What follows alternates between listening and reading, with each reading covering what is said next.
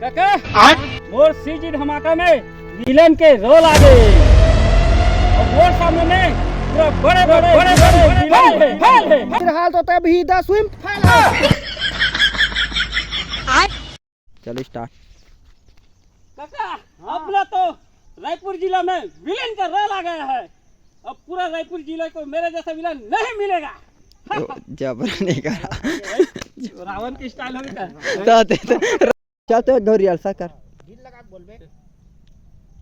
काका मोर तभी सीजी धमाका में विलन के रोल आ गए हैगा और पूरा रायपुर जिला ला मैं हां लंडा मोर सामने सब फाइल है कते बढ़िया टीवी चल में बनी। चल ठीक है चल काका मोर तो सीजी धमाका में विलन के रोल आ गए। रायपुर जिला में मोर असन विलन कौन नहीं है। मोर सामने हम सब फाइल है का एक बार बोल चल तो क्या काका मोर सीजी धमाका में विलन के रोल आ गए है। मोर सामने सब फाइल है। मोर सामने पूरा रायपुर के फाइल है।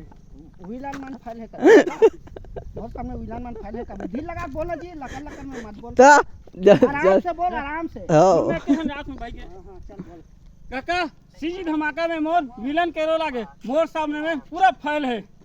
फिर